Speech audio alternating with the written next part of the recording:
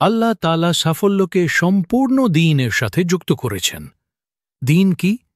দ্বীন মানে হল আল্লাহ সুবহানাহু ওয়া তাআলার সব আদেশ নিষেধ মেনে চলা, সেই পথে যেভাবে রাসূলুল্লাহ সাল্লাল্লাহু আলাইহি ওয়াসাল্লাম আমাদের শিখিয়েছেন। কিন্তু এই সম্পূর্ণ দ্বীনকে আনলক করার চাবি কি?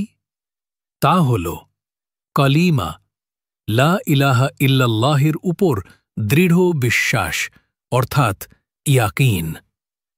আল্লাহর অনেক সুন্দর নাম আছে, কিন্তু একটা নাম আছে, যদি সেই নামের উপর দৃঢ় বিশ্বাস তৈরি হয়, তাহলে বাকি সব নামের উপরও বিশ্বাস তৈরি হয়ে যায়।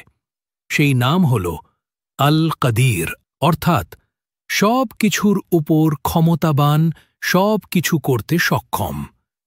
কিছুই তাকে বাধা দিতে পারে না, কোনো সীমা তার জন্য নেই।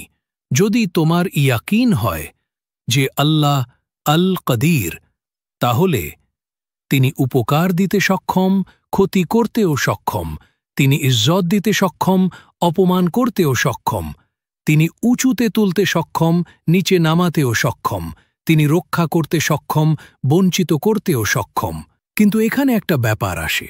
অনেকে বলে, হ্যাঁ, আল্লাহ তো কাদির, রিজিক দিতে সক্ষম, কিন্তু এই কিন্তু, লাকিন বলার সাথে সাথেই আগে যা বললে সেটা নষ্ট হয়ে যায়। তাহলে এখানে আরেকটা নাম যোগ করতে হবে।